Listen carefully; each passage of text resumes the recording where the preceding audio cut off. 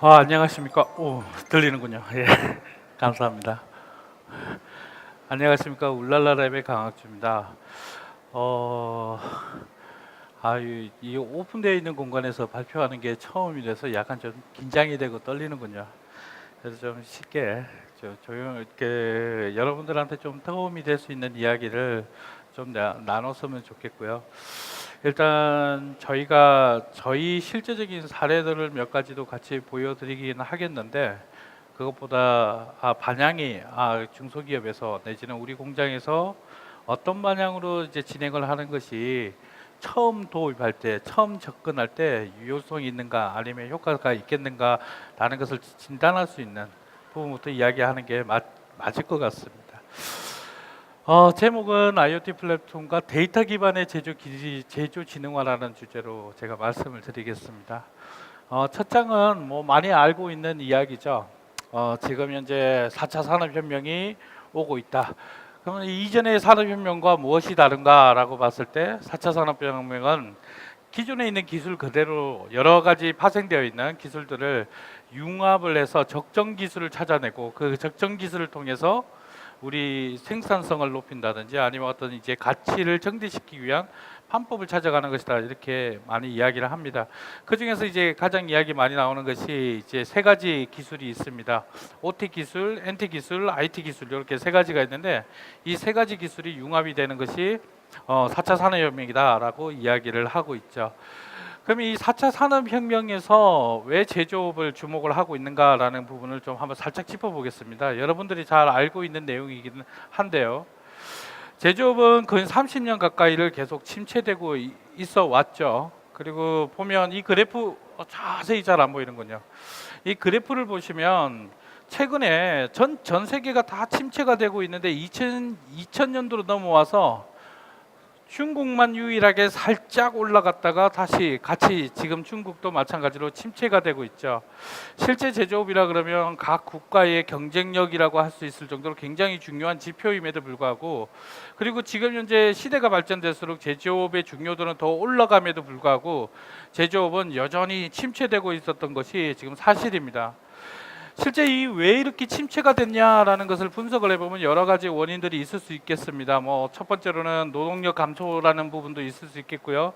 인건비 상승이라는 것도 있고, 설비 인프라에 대한 투자 비용이 워낙에 많이 들어가기 때문에 이제 오래 사용할 수밖에 없는, 그러니까 설비 노후화에 대한 문제도 있을 수 있겠죠. 근데 가장 중요한 거는 시장 과열에 따른 비용 절감의 압박이 여전히 가지고 있다. 그리고 이전에 중국이나 내지는 지금 현재 동남아 시장 쪽으로 이제 제조 비용이 워낙에 낮게 들어오기 때문에 거기에 대한 경쟁력에 대한 문제점, 이런 것들 때문에 전반적으로 제조업이 침체되고 있는 원인 중에 하나죠. 그러면 지금 현재 왜 전 세계가 이런 현상을 원천적인 해결을 못함에도 불구하고 제조업을 살려야 될 거고 제조업을 살릴 수 있다라는 이렇게 판단을 하게 되냐 그러면요. 저도 이제 중국에 많이 왔다 갔다 하고 있는데 근본적으로는 중국 제조업이 이제 어느 정도 전 세계 국가 기준에서 봤을 때 평준화가 되어 오고 있습니다. 그러다 보니까 그쪽에도 원자재가 올라가고 있고 인건비가 올라가고 있죠. 그런 현상들 때문에 제조업이 각 국가로 다시 돌아가는 현상들이 발생이 되고 있습니다. 우리나라 같은 경우에도 지금 이제 LG 같은 경우에 해외 공장들이 대거 한국으로 다시 돌아오기도 하고 있고요. 각국마다 이런 이제 돌아오는 현상들이 발생이 되고 있죠. 그러면 이렇게 돌아온 기업들을 바로 이제 계속 성장을 이끌어 가야 되는데 이때 힘을 발휘할 수 있는 것이 ICT 융합이다라고 본 겁니다. 그래서 이런 ICT 융합으로 주축을 해서 생산 라인에 내지는 공장의 경쟁력을 살리자라는 것이 스마트 팩토리, 또는 이제 전 세계적으로 쓰는 단어는 인더스트리얼 4.0이라는 단어를 쓰고 있습니다. 이제 몇몇 국가는 인더스트리얼 인터넷이라고 부르는 데도 있고, 우리 한국 같은 경우는 스마트 팩토리라는 단어를 쓰고 있죠. 그래서 인더스트리얼 4.0에 대해서 주목을 하게 된 거고, 이 인더스트리얼 4.0에 관련해서 각 국가별로 이제 다양한 정책, 육성 정책을 내어놓고 있습니다. 이 육성 정책에서 핵심이 되고 있는 것이 여전히 인더스트리얼 인터넷 그리고 스마트 팩토리 부분이라고 할 수 있겠습니다. 자, 여기까지가 개요였고요. 자, 그러면 여러분들이 대부분 이제 스마트 팩토리를 해야 된다라는 당위성 그리고 뭐 이렇게 필요성에 대해서 뭐 100%는 아니래도 어느 정도 이렇게 접근을 하고 있는 그런 사실입니다. 근데 고민이 되시죠? 스마트 팩토리 그러면 너무나 많은 기술들이 나와 있습니다. 그래서 지금 내 공장에서 내가 운영하고 있는 설비에서 도대체 어떤 기술을 어디까지 도입을 해가지고 거기서 얼마나 투자를 해야 되느냐, 그러면 그 투자 비용에 대비 이걸 다시 원상대로 ROI가 나올 수 있는까지 얼마큼 되느냐라는 걸 분석할 수 있는 지표도 없고 기준도 없고 아무것도 없어요. 단지 알고 있는 기준들 대부분 뭐냐 그러면 스마트 팩토리 지멘스가 그렇게 했더라, 지멘스가 그거 하고 났더니 효율성이 올라갔더라라는 막연한 지표들이 여러분이 접하고 계시는 대부분의 정보들이죠.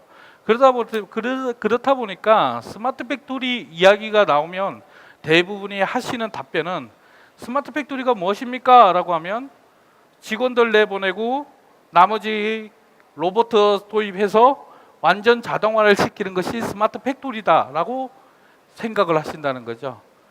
모르겠습니다. 이게 궁극적인 목적인지는 모르겠으나 실제 우리 현실에서 완전 자동화라는 것을 이루기에는 아직까지 기술적인 부분이라든지 아니면 현실적인 부분이 여전히 고립되어 있고 아직까지 부족한 많이 남아 있더라는 겁니다. 결국에는 스마트 팩토리 기준도 모르겠고 성과도 모르겠고 그리고 어디까지 가야 되는지는 모르는 상황에서 스마트 팩토리를 하라는 말은 결국에는 어떻게 보면 뜬구름 같은 이야기인 거고요. 어떻게 보면 몇몇 스마트 팩토리 솔루션, 대규모 솔루션을 가지고 있는 어떻게 흔히 말하는 빅브라더의 싸움 같은 그냥 우리는 호구가 아닌가 봉이 아닌가 이런 생각을 하게 될 수밖에 없는 게 현실이기도 합니다. 그러다 보니까 실제 설문조사든 아니면 진짜 전 세계적인 추세를 보더라도 중소기업이 적극적으로 나서서 스마트 팩토리를 추진하는 곳이 비율이 굉장히 낮습니다. 굉장히 낮아요. 이게 원인이 지금 해결해야 될 사회적 원인이고요, 문제고요. 그리고 각 정부에서 해결해야 될 과제이기도 합니다. 그뿐만 아니라 여러분들도 이 문제는 여전히 고민을 해야 되는 과제인 거죠. 내가 지금 하고 있는 공정이 먹고 살기는 전혀 문제 없어. 거래처만 좀 더 늘어난다면 요거하고 내가 몇십억을 투자를 해서 스마트 팩토리를 했더니 우리 매출이 갑자기 4배로 뛸 수가 있어 라는 보장성이 없는 상태에서는 여전히 도입하기가 어려운 과제일 수밖에 없습니다. 그것보다 제일 큰 현실이라고 이야기를 하면 바로 이런 현실이죠. 우리 공정은 수작업이 많은 공정이야. 인력 베이스의 공정일 수밖에 없어. 또는 MES 내지는 PLS 같은 아니면 PLM 같은 여러 가지 솔루션을 구축을 해놓고도 나중에는 인력이 그 앞에 앉아서 거기에 있는 데이터를 수집을 해야 되죠. 간접 수집을 하는 거죠. 그리고 나서 어떻게 하냐면 사무실에 있는 직원한테 레포트 갖다 주면서 야, 내가 요 기계에서 보니까 이런 데이터가 나오는 것 같아. 받아 적은 걸 근로자가 사무실에 있는 담당자한테 주고 엑셀로 입력하는 이런 형태가 돼 있죠. 이런 구조에서 스마트 팩토리라는 그림은 먼 이야기일 수밖에 없습니다. 그리고 또 제일 위험한 건데 저는 이 단어에 대해서 굉장히 좀 싫어하는 부분이기도 합니다. 스마트 팩토리 자료를 찾다 보면 공부를 하시다 보면 이런 그림을 많이 보셨을 겁니다. 근데 이 그림의 항상 결과는 뭐냐 그러면요, 모듈형 공정, 가볍고 유연한 설비, 자율적이고 분산 제어가 가능함, 그리고 다품종이 가능함. 근데 솔직히 중소기업 현실에서는 이 단어들은 이상적인 단어일 수밖에 없어요. 우리 공장은 특정 부품 내지는 특정 생산 설비를 가지고 특정 제품을 만들어 가는 게 분명히 맞는데 상위에 있는 대기업의 20%가 안 되는 대기업들이 생산 라인을 제품을 바꾼다고 해가지고 여기에 있는 생산 라인을 갑자기 이렇게 바꿨다가 저렇게 바꿨다가 할 수가 없는 거죠. 우리가 흔히 말하는 이제 지멘스 같은 사례를 한번 살짝 이야기를 한번 해보기로 합시다. 지멘스가 내세우고 있는 것 중에 하나가 고객의 주문형 시스템이 완벽하게 구축이 되어 있다라고 이야기를 합니다.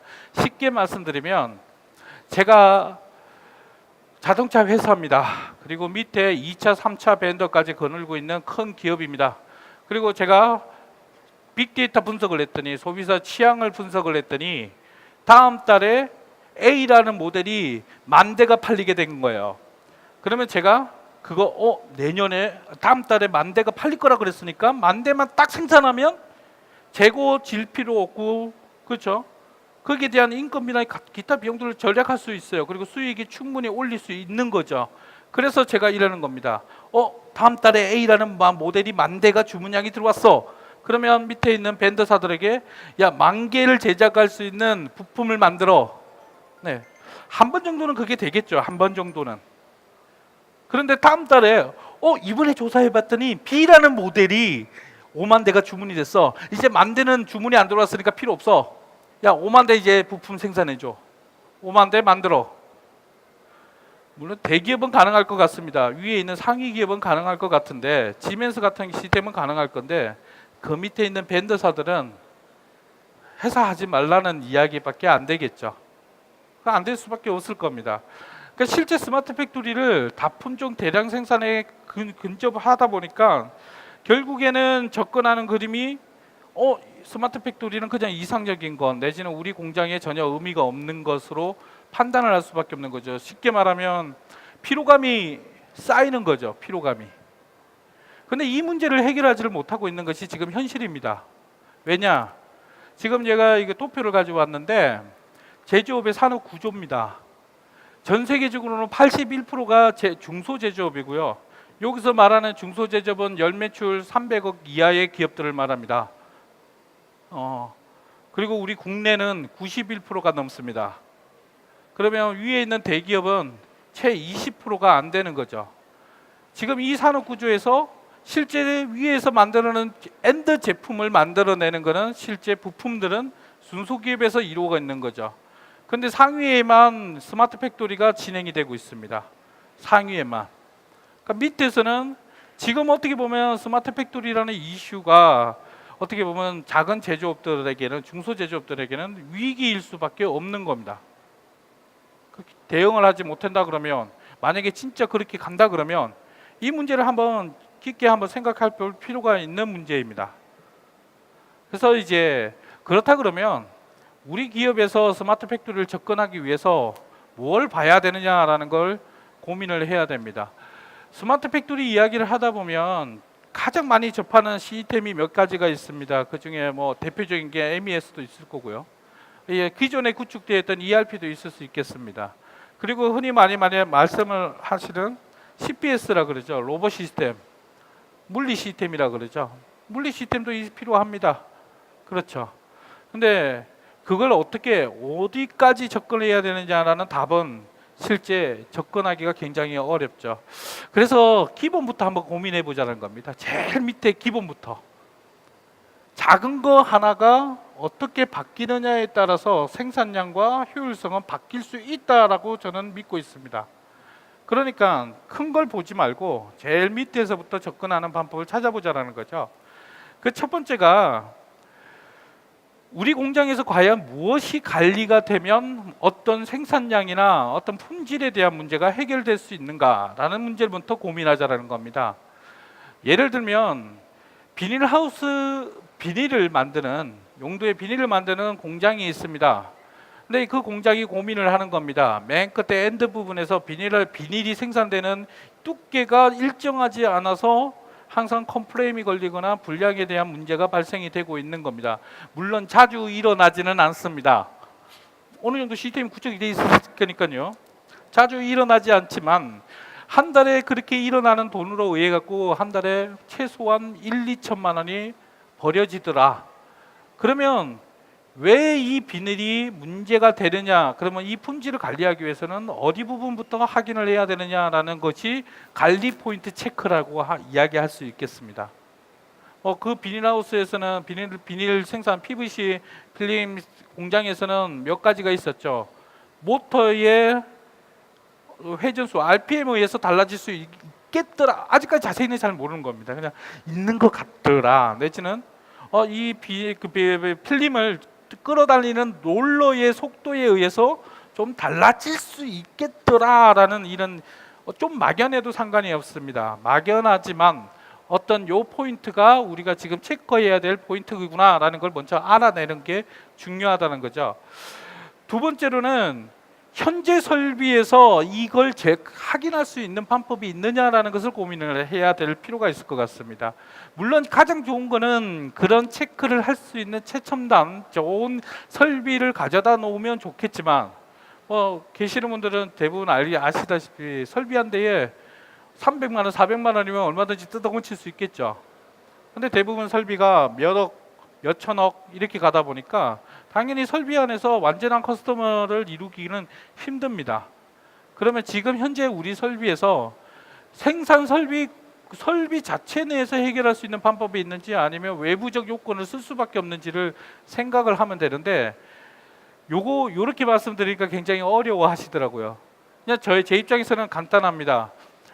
저도 IT를 하는 사람이니 IT로 분석을 가능하려고 그러면 데이터라는 걸 수집을 해야 되는데 그 데이터를 수집할 수 있는 방법이 그 포인트에서 이루어질 수 있는가, 그러면 그 포인트를 이루어질 수 있는가라는 것을 접근하는 가장 쉬운 방법 중에 하나가 센서가 있는가라는 정도입니다. 그 포인트를 알 수 있는 센서가 있는가. 아까 말씀드린 대로 PVC 공장에서 모터의 RPM에 의해서 품질이 변화가 될 것 같더라라는 확신은 아닙니다. 그거 같더라는 정도만 하더라도 지금 우리가 가동이 되고 있는 모터에서 RPM을 측정할 수 있는가라는 확인. 여기 드럼이 돌아가는데 이 드럼의 속도를 알 수가 있는가라는 확인. 이게 두 번째 단계인 현재 우리가 가지고 있는 설비의 포인트를 연결시켜서 확인하는 과정이죠. 그 다음에 그러면 여기에서 드럼이 있는데 드럼에서 센서를 없더라. 그러면 과연 이게 센서를 적절하게 달 수 있는 게 무엇인가라는 것을 찾아가는 거. 이게 가장 기초적인 단계라고 보시면 됩니다. 물론 스마트 팩토리를 처음부터 컨설팅을 받으시고 시뮬레이션 하셔가지고 전체적인 시스템을 굳히고 라인 생산에 최적화시키는 것이 효과적일 수 있습니다. 근데 현실적으로 봤을 때 그렇게 접근하기가 힘드니 비용이 많이 들다 보니 아주 쉬운 것부터 한 번씩 접근해 나가는 것도 굉장히 중요하다라는 거죠. 저희는 스마트 팩토리를 무엇이냐라고 정의를 할 때 저는 감히 이렇게 말씀을 드리고 싶습니다. 스마트 팩토리는 공장에 새로운 시스템을 도입을 하고자 하는 것에 목적이 있는 것이 아니라 우리 회사의 경쟁력을 높이기 위한 방법이 무엇인가라는 것을 판단할 수 있게끔 해주는 것부터가 스마트 팩토리의 핵심이다. 제가 하나의 사례를 뒤에 가서 설명을 드릴 건데 이런 경우가 있습니다. 근로자가 컨베이어 벨트 옆에서 근로자가 일을 하고 있습니다. 그리고 제품을 거기서 만들어 가지고 이 제품을 다음 과정으로 넘깁니다. 이 과정 중에 제품을 품질을 퀄리티를 체크를 해 나가는데 할 수가 없으니까 이후에 있는 QC팀에서 알아서 너네들 다 해라라고 전달하고 있는 상태입니다. 근데 여기서 만약에 지금 내가 작업을 당장 해놓은 것에 대한 품질이 조금 이상이 있다 안 했다라는 어떤 기준점을 찾아낼 수 있다 그러면 옆에 박스 하나만 둬도 어마어마한 생산성은 바뀝니다. 왜? 품질 검사하다가 좀 이상 있는 것 같아 그러면 그 물건은 그냥 옆으로 빼내면 되거든요. 간단한 거거든요. 그러면 결과적으로 보면 공장의 생산자 옆에 근로자 옆에 박스 하나를 갖다 놓는 것이 스마트 팩토리의 시작이라고 할 수 있다는 거죠. 근데 우리는 그걸 판단하기가 어려운 거죠. 과연 박스를 거기에 둬야 되냐 말아야 되냐, 종이 박스에다가 담아야 되냐 말아야 되느냐, 그걸 판단하기 위해서 초기에 접근하는 기술들을 확인해 나가야 된다는 거죠. 그리고 그걸 확인을 해서 판단을 하는 거죠. 야, 거기에다가 김 부장 박스 두고 이제부터 분량은 그 옆에다가 담아봐 라는 결정, 아주 작은 결정, 이 작은 결정을 할 수 있게끔 만드는 것이 바로 스마트 팩토리의 핵심이라고 생각을 합니다. 자, 원론적인 이야기를 다시 들어보겠습니다. 지금 이 장표도 여러분들이 많이 보셨을 겁니다. 우리 국내는 중소기업이 91%가 넘습니다. 그 91% 중에서 무려 86%가 요 맨 앞에 그룹에 속해 있습니다. 이 앞에 그룹이 뭐냐 그러면요, 글자가 잘 안 보이니까 여기는 ICT가 적용이 되지 않은 기업, 여기는 초기에 MES 같은 기초적 시스템이 구축되어 있는 기업, 그 다음에 뒤에부터는 데이터를 수집을 하고 분석을 할 수 있는 기업, 네 번째로는 아까 말씀했던 최종적인 목적에 있는 뭐 자동화 내지는 어떤 형태의 시스템을 구축해 주는 단계, 이런 단계로 되어 있는 겁니다. 그런데 지금 대부분의 공장은 여기에 속해져 있다라는 거죠.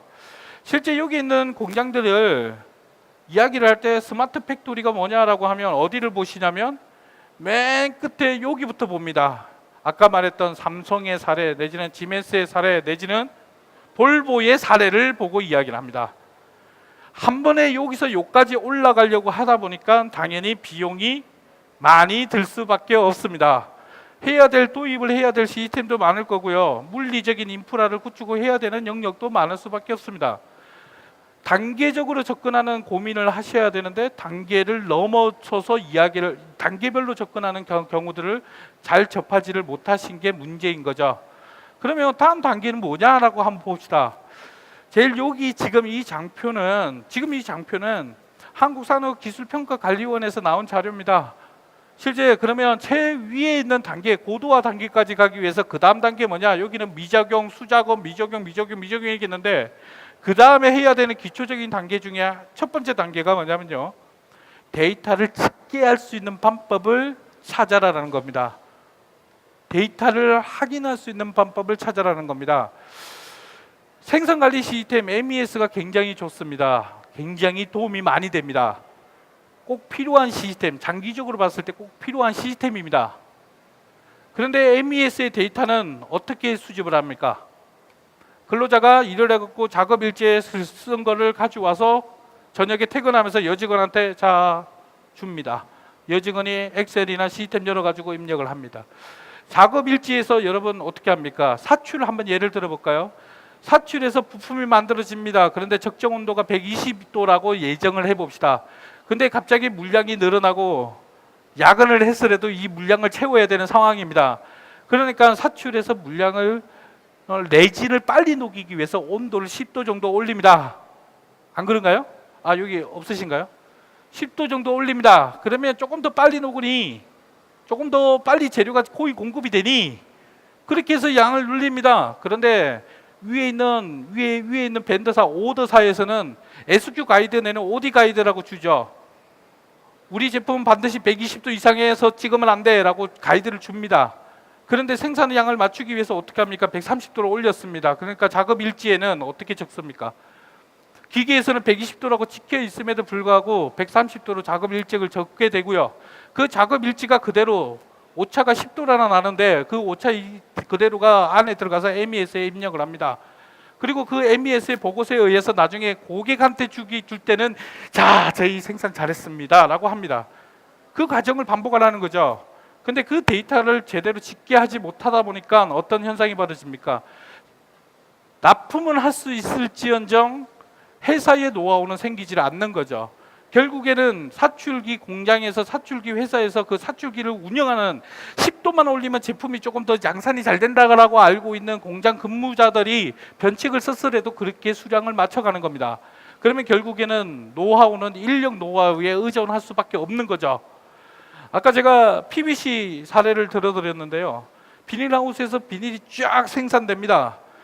그런데 이 비닐의 두께가 품질과 직접적으로 관련이 있다 보니까 이 품질 검사를 항상 해야 됩니다.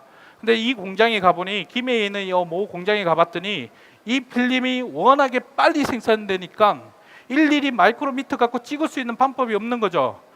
그런데 거기에 생활의 달인, 아니 생활의 신에 계신 공장님이 계시더라고요. 가셨더니 하고 오시더니 이 김대리 모터 더 돌려, 손 이거 살짝만 쳐보시고 두께를 알아내시는 엄청난 노하우를 가지고 계신 분이 있더라고요. 자, 그 공장은 그 공장장님에 의해서 공장 품질은 항상 어느 정도까지 퀄리티는 유지되고 있습니다. 그런데 그 공장장님이 어느 날 감기 몸살이 걸리셔갖고 일주일 동안 회사를 안 옵니다. 이게 인력 노하우의 문제점이거든요. 그렇겠죠. 그러니까 중소기업들은 대부분 그렇죠. 근로 잘하는 기계 작동, 어떻게 변칙을 쓰든 어떤 물건 잘 만드는 직원 하나 뽑아놓으면 생산량 늘어나고요. 좋아요. 근데 회사는 그 이후에 메꿔 나갈 수 있는 방법이 없는 겁니다. 결과적으로는 MES에서 쌓이는 데이터를 집계할 수 있는 방법이 제시 안 되는 상태에서 MES를 도입을 해놔도 실제 회사가 가지는 데이터는 잘못된 데이터로 유지가 된다는 겁니다. 물론 현실은 오더사에다가 보고를 할 때는 보고용으로 좀 엑셀에서 좀 이렇게 바꿀 수도 있다라고 저는 충분히 이해를 합니다. 뭐 문제가 엄청난 문제가 터질지 뭐 이 가능성은 있을지언정 지금 당장에는 문제가 없다라고 합니다. 그러면 퀄리티가 봤을 때 한다 그러면 SQ에서 약간 왔다 갔다 오차 범위 내에서 왔다 갔다 할 수 있을 겁니다. 그거는 그거대로 보고서를 가져가더라도 진정한 내 기계가 내 설비가 우리 공장에 있는 이 작동되는 상태에 있는 것들이 진짜로 어떻게 돌아가고 있고 어떻게 가공되고 있는지를 알아야 되는 거죠. 그게 누적이 돼 있어야 되고 그게 부장급 이상에서 볼 수 있게끔 권한을 주고 그 사람들이 판단할 수 있게끔 해줘야 된다는 거죠. 그게 첫 번째 단계입니다. 첫 번째 단계. 그게 데이터 집계를 할 수 있는 방법을 가져야 된다라는 거고요.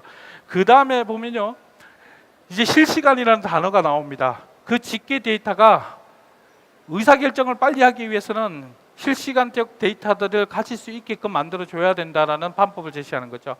최소한 요 밑에 있는 이런 최소한의 단계들이 해결하는 것이 바로 스마트 팩토리의 시작이라고 보셔야 된다는 거죠. 처음부터 엄청난 비용, 몇 억이 되는 시스템을 도입을 하는 것이 아니라 지금 당장에 우리 공장에서 죄송합니다. 제가 지금 계속 발표를 하고 있는데 전화가 한 열 몇 통이 들어오는데요. 저희 직원한테 좀 대신 좀 받고 왔고요. 죄송합니다. 계속 껐는데 계속 들어오네요. 자, 그래서 어떻게부터 그러면 접근을 하는 것이 중요하냐라는 것도 한번 보기로 합시다. 지금 요 그림은요, 스마트 팩토리를 구축해 나가는 단계적 접근 방법이라고 해가지고 국제적으로 쓰고 있는 스탠다드입니다.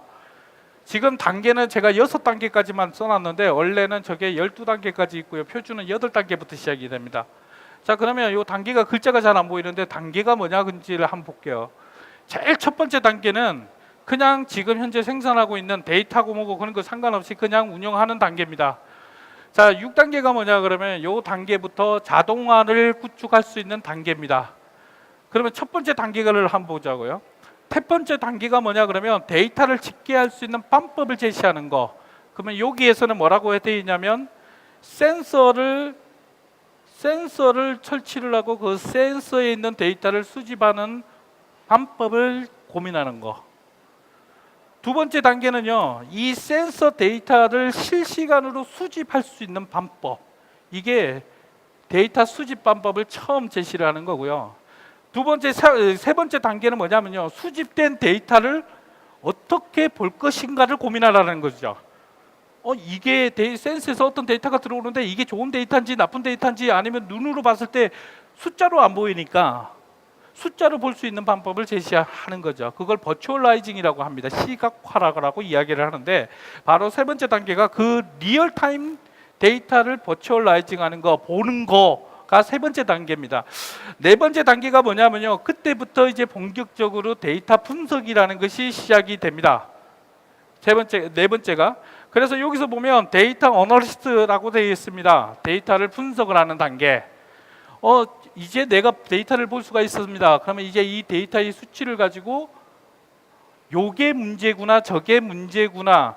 물론 자동화 해주면 얼마나 좋겠습니까? 그런데 아직까지는 자동화보다 의사결정의 핵심은 알파고보다는 사람이 아직까지는 조금 더 낫죠. 최소한 내가 분석할 수 있는, 내가 확인할 수 있는, 부장님이 생각을 할 수 있게끔 해주는 단계가 네 번째 단계입니다. 그리고 나서 다섯 번째 단계가 굉장히 중요합니다. 옳으냐 틀리냐를 알게 되었으니 그 옳으냐 틀리냐를 가지고 우리 공장의 프로세스를 바꿔나가는 것. 아까 말씀드린 대로 박스 하나 갖다 놓게 만드는 것.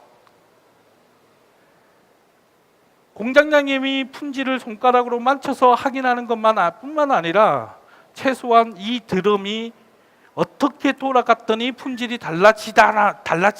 그러면 적정 드럼 속도는 얼마큼이다라 라고 알고, 이 공장장님이 없으셔도 그 밑에 있는 뭐 속된 말로 C다가 그 드럼 속도를 적절하게 조절할 수 있게끔 해주는 거, 이게 프로세스의 개선인 거죠. 요까지 되어 있어야지, 이거 되어 있고 난 뒤에 이 데이터를, 이거의 과정을 가지고 자동화라는 것을 갖게 되는 겁니다. 그 뒤에부터는 어려워지는 거죠. 뭐 아까 말했던 알파고 같은 머신러닝이라는 부분도 있을 수 있겠고요. 빅데이터 분석이 고차원적인 빅데이터 분석도 있을 수 있습니다. 그리고 나서 제어라는, 거기에서 나오는 확인을 하고 나서 그걸 가지고 다시 제어라는 시스템까지 넘어가게 됩니다.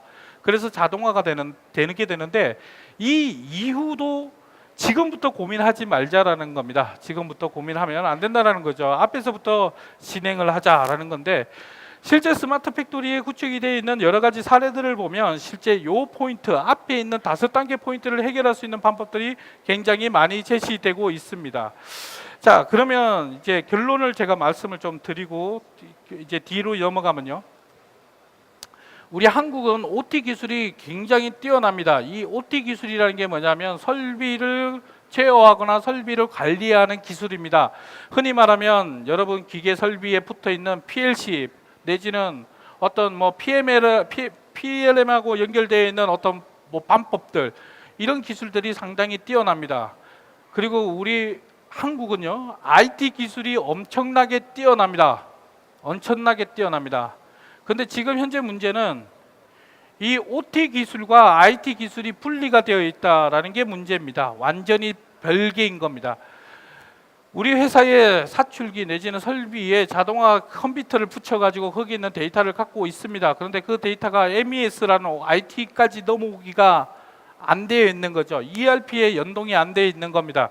그래서 ERP나 MES나 어떤 시스템이든 뭐 나중에 뭐 하면 QMS까지 다 하다 보면 대부분 여기는 엑셀로 사무실에 있는 여직원 내지는 과장님, 부장님은 안 하시죠.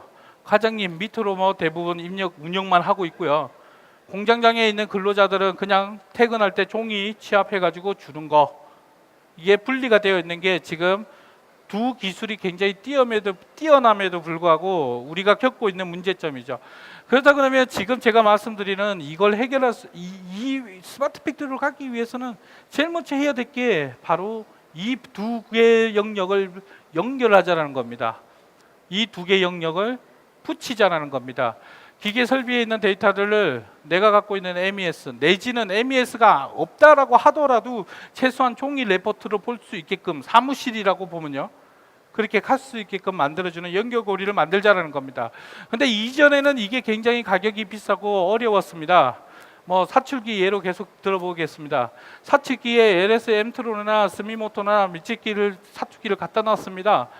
근데 그 사출기에 PMS 제가 이제 헷갈리기 시작하는군요.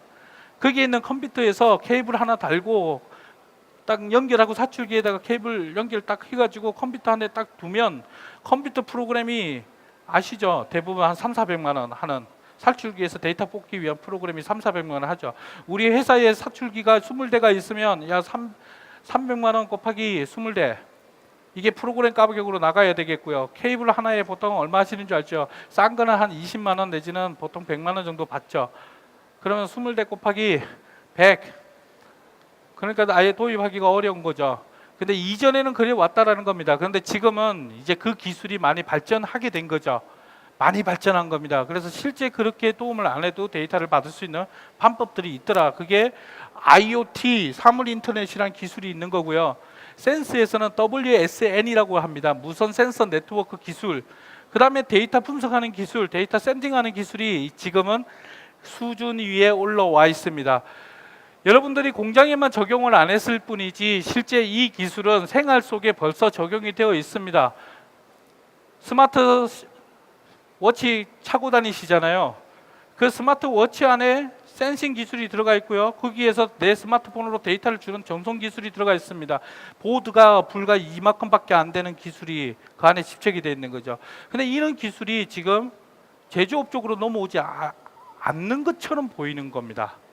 제조업에 적용이 안 되는 것처럼 보이지만 실제 제조업도 이런 기술들이 적용이 되고 있다라는 겁니다. 그러면 기초적 기술이 어디서부터 접근이 되냐 그러면요, 제일 처음에 내가 가지고 있는 센서가 무엇이고 내가 가지고 있는 센서가 나오는 거기에서 나오는 데이터들을 수집할 수 있는 방법을 제시하고 있는가, 가지고 있는가, 그게 센서 기술에서 접근이 되는 겁니다. 센서의 정확도는 여러분들이 판단을 하셔야 됩니다. 현장에서 판단을 하셔야 되는 거고요. 그러면 거기서 나오는 데이터를 내가 정말로 수집할 수 있는 방법을 제시하는가, 그게 WSN 기술하고 연결이 되어 있는 겁니다. 그리고 네트워크 기술, 그 다음에 데이터 분석 기술과 어플리케이션, 이제 이걸 사용하는 기술, 이렇게 나눠지게 되는데 이 기술들이 거의 대부분 나눠져 있다라는 거죠. 나와 있다라는 거죠. 저희가 하고 있는 대표적인 기술 중에 하나가 바로 윈팩토리라는 것이 바로 그런 것을 제공하게 되는데요. 바로 센서 기술, 네트워크 기술, 뭐 데이터 처리 기술, 사용 기술, 이런 게 나눠져 있습니다. 어려운 그림인데 이거 어려운 그림은 그냥 뒤로 넘어가고요. 중요한 포인트들만 넣고 가지고 가죠. 제가 요거 저희 거 너무 많이 이야기를 하면, 지금 말 잘하죠 제가? 아는가요? 꼭 약장사 같잖아요. 그러니까 저희 거는 뒤에 가서 좀 간단하게 설명하고 중요한 것만 이야기를 하자고요. 스마트 팩토리 굉장히 어려운 기술들이 많습니다. 향후로 미래에 장기적으로 갔을 때는 고려해야 되고 가져가야 될 이야기지만 지금은 쉬운 것부터 접근을 하자라는 겁니다. 자, 사례를 한 번씩 보기로 하겠습니다. 저희가 이제 해놓은 사례들, 간단한 사례들입니다. 지금은 신발을 만드는 공정입니다. 이 공정은 총 원래는 6개 공정입니다. 6개 단계 있는데 5개 단계가 지금 앞에 있는 공정이 2개 공정이고요. 어쨌든 5개 공정이 있습니다. 자, 여기서 첫 번째 공정에서 제일 중요한 거는 챔버에서 나오는 부품이 온도가 적절한 게 정말 맞냐? 기기가 찍어주는 온도 말고, 설비가 찍어주는 온도 말고 진짜로 그 기계에서 내는 온도만큼 온도가 정확하게 받았냐? 라는 체크를 하기 위해서 온도 센서를 설치를 한 거고요. 두 번째로는 요 천 2개를 붙여야 되는데 이걸 압력으로 눌려갖고 천이 잘 붙었느냐라는 걸 확인하는 겁니다. 이때 제일 중요한 거는 본드의 적정 온도, 결국에는 여기도 온도가 굉장히 중요한 거죠. 그래서 온도 센서를 붙인 겁니다. BPM은 신발의 뒤축을 만드는 건데요, 이걸 얼마나 정확한 압력에 의해서 눌려줬느냐라는 걸 확인할 필요가 있는 겁니다. 이전에는 근로자의 감호에 의해서만 눌려줬는데, 그래서 여기에 압력 센서를 붙인 거고요. 여기는 압축을 만드는 겁니다. 냉각해 가지고 만들게 되는데, 그러면 적절하게 냉각이 됐는가? 그럼 맨 끝에는 사방 압축이라고 해서 양쪽에 6축에서 압력이 정확하게 있는가? 이 데이터 한 포인트 한 포인트들이 중요했던 겁니다. 원래 설비에서 나오는 온도들이고 설비에서 나오는 데이터인데, 설비에서 100도가 주면 정말 제품에서 100도가 받는지를 몰랐던 것을 정말 받는지를 확인하자라고 한 거죠. 그래서 각각의 센서를 붙여서 데이터를 수집을 하는 사례고요. 이게는 굉장히 재미있는 사례이긴 하지만 이것도 좀 빨리 넘어가겠습니다. 이제 시간이 거의 다 돼서. 그래서 그 데이터를 모았더니 이런 그래프가 나오더라는 겁니다. 아까 그 설비 하나, 온도만 쟀습니다. 온도 센서 하나 붙여가지고 하루 동안 온도가 어떻게 변화되는지를 측정을 한 겁니다. 그랬더니 밑에 같은 이런 사이클이 나오더라는 거죠. 하나, 둘, 셋, 넷. 그리고요, 여기가 있는 빨간색 두간이 나이키를 오더를 줬던 회사의 SQ 규정입니다. 이 온도에 적정하게 제작이 되기를 바란다라고 했으니까. 그러면 이게 사이클이 한 번씩 기계가 작동될 때마다 저는 사이클이 생기는 겁니다. 자, 요 온도만 쟀는데 여기서 볼까요? 이 한 사이클에 6개 부품이 나옵니다. 그러면 이 사이클이 하루에 100개가 돌아갔습니다. 그러면 100개가 돌아갔습니다. 그러면 하루에 몇 개가 생산된 겁니까? 600개가 생산된 겁니다.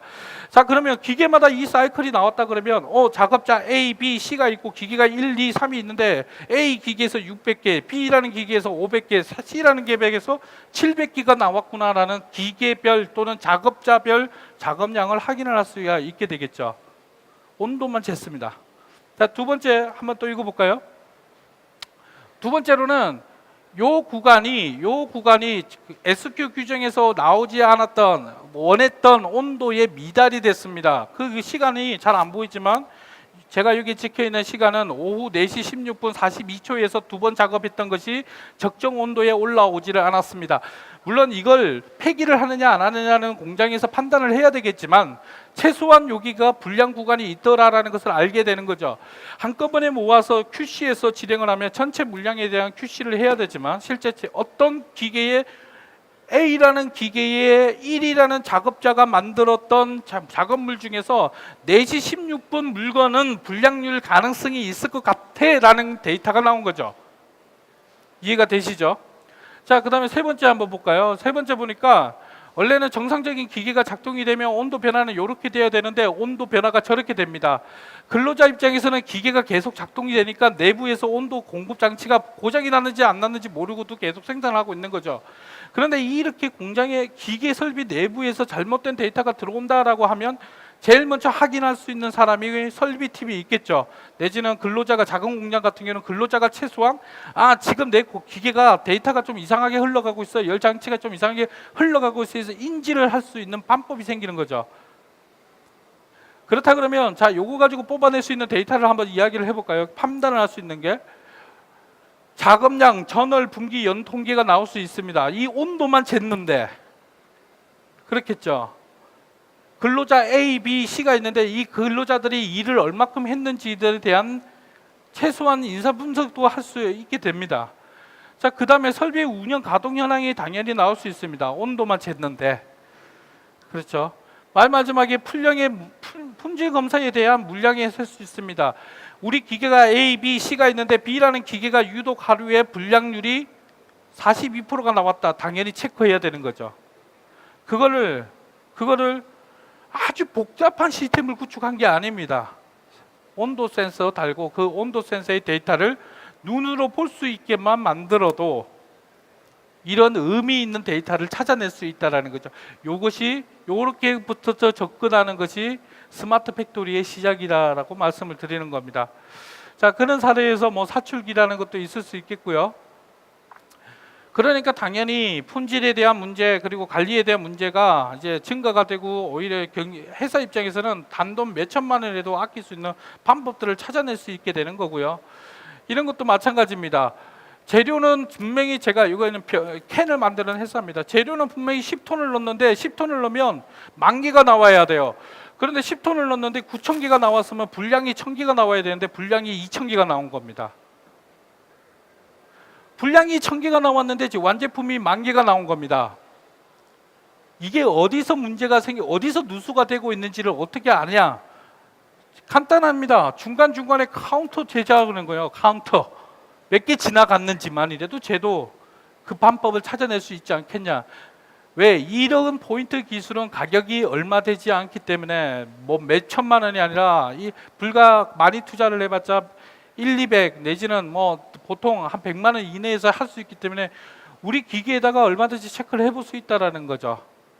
그리고 그 데이터를 쌓아서 어디에서부터 원인을 찾아가야 되는지를 아는 거죠. 자동차 정비소가 가면 바로 자동차 본네트 툭 열어보고 이게 요거 문제군요. 아니죠. 시동 켜가지고 소리라도 들어보면서 어디쯤에서 문제가 되는지를 찾아갈 수 있게끔 의사결정할 수 있게끔 만들어주는 것들. 그게 스마트 팩토리의 시작이라고 생각을 합니다. 이것도 이제 비슷한 사례고요. 아까 이게 비닐종이 사례입니다. 기계는 80년대 옛날 기계고요. 여기서 쏟아지는 비닐 종이를 많죠만 봅니다. 그래서 여기에서 돌아가는 롤러와 밑에서 풍량을 압력해 주는 거와 모터의 세기를, 모터의 RPM을 적정하게 모니터링을 해보자라는 겁니다. 데이터가 진짜 맞는지 없는지. 자, 그렇게 해서 한 것들이고요. 그리고 이런 데이터를 적절하게 잘 볼 수 있게끔 해주는 프로그램들이 옛날에는 비쌌습니다. 근데 지금은 클라우드라는 개념 내에 또 있고요. 프리랜서 알바생들 시키면 데이터 분석을 해주는 알바생들도 있습니다. 방법들은 얼마든지 있다라는 거고요. 자, 그러면 이제 마지막으로 끝내도록 하죠. 제가 강의 가면 꼭 하는 이야기인데 첫 번째, 이거는 원래 정부기관에다가 하는 건의사항입니다. 지금 스마트 팩토리 지원 사업이 많습니다. 많이 도움이 될 겁니다. 왜? 50%를 지원해 주니까. 돈이 1, 200도 아니고 무려 많게는 5천만 원까지 지원해 주니까. 그런데 문제는 지원 사업들이 대부분 단편적 지원 사업, 개별개별로 OT와 IT를 연결하지 않고 분리해서 지원해 주는 게 문제입니다. 그래서 MES만 구축을 하고 데이터는 어떻게 수집해 주는지를 모르는 거죠. 옛날에 ERP 지원 사업 한번 고민해 봅시다. 그거하고 비슷하다는 거고요. 자, 두 번째 제언은요. 스마트 팩토리의 핵심 선진국은 독일입니다. 어디 가도 독일이 최고의 국가다라고 이야기를 합니다. 그런데 작년 2015년 10월 달에 중국 독일 내부에서 과연 독일이 스마트 팩토리가 제대로 되고 있는가라는 평가를 했습니다. 그때 평가를 한 결과가 뭐냐면요. 실패다라고 나왔습니다. 왜? 아까 말씀드린 대로 대부분 지멘스나 대기업들이 하고 있고요. 중소기업들은 안 들어오더라는 겁니다. 안 하더라는 겁니다. 왜 안 하냐? 너무 어려운 기술이라는 것도 있겠지만요. 문제는 인프라 비용이나 접근하는 방법이 너무 고차원적으로 시작이 되더라는 겁니다. 그래서 쉬운 것부터 접근하는 방법으로 쉽게 접근해야 되는데 쉽게 접근하지 않고 어렵게 접근하다 보니까 금액이 비싸고 이러니까 당연히 들어가지 않죠. 그래서 독일 같은 경우는 작년까지만 해도 물론 단어에 조금 차이는 있습니다. 재작년까지만 해도 인더스트리얼 4.0 정책이었는데 지금은 플랫폼 인더스트리얼 4.0으로 해서 민간 주도에서 그 정부 주도로 바뀌었습니다. 이때까지 이 문제점이 있어서 우리 국내에서는 안 그랬으면 좋겠다라는 게 제가 하는 바람이고요. 그 다음에 뭐 이거 하면 우리 회사의 직원들 잘라야 되는 거 아니냐? 저는 그렇지는 않습니다. 오히려 스마트 팩토리가 장기적으로 봤을 때 미래의 장기적으로 봤을 때 알파고나 CPS가 도입이 되면 혹시나 인력이 줄 수는 있겠지만 당장에 여러분 공장에 스마트 팩토리를 한다고 해서 인력은 줄지를 않습니다. 지금 요게 제조업이 이렇게 감소될 것이라고 한 건데요. 미국의 사례를 보면 오히려 스마트 팩토리 도입 이후에 제조업의 생활 경쟁력이 향상이 되다 보니까 당연히 거기에 필요한 고용률이 더 올라갔습니다. 오바마가 최고의 정책이다 자기가 주장을 하는 정책 중에 이거거든요. 오바마 임기 이후부터 딱 바뀌기 시작한 겁니다. 취업률이. 스마트 팩토리를 했다고 당연히 직원이 없어지는 게 아니고요. 오히려 회사가 활성화될 수 있는 방법을 찾아지게 되는 거고요. 또 다른 직종이 생겨나게 되는 거고요. 그래서 당장에 직원 잘라야 된다 내지는 직원 입장에서 이거 구축하고 나면 내가 나가야 되는 거 아니냐라는 걱정은 일단은 접어두고 한 5년 뒤에 10년 뒤에 고민하자고요. 지금 현재 내가 가지고 있는 과제부터 해결해 나가야 될 필요가 있다라고 생각합니다. 자, 끝으로 그래서 결과적으로는 저는 스마트 팩토리는 시스템을 개보수해서 물건을 더 만들어내자가 아니라 지금 당장에 내가 하고 있는 일에서 의사 판단을 할 수 있는 방법을 찾아가는 거, 이게 스마트 팩토리의 첫 시작이다라고 말씀을 드리고 싶습니다. 감사합니다. 질문을 아까 올라올 때 질문을 많이 받으셔라라고 했는데 시간을 많이 까먹었거든요. 그래서 혹시 질문이 있으시면 감사합니다. 제가 너무 잘했군요. 질문 있으신 분들은 요 연락처로 질문을 해주시거나 아니면 요 관련된 자료들 이런 거 필요하시면 보내주시면 제가 보내드리도록 하겠습니다. 네, 감사합니다.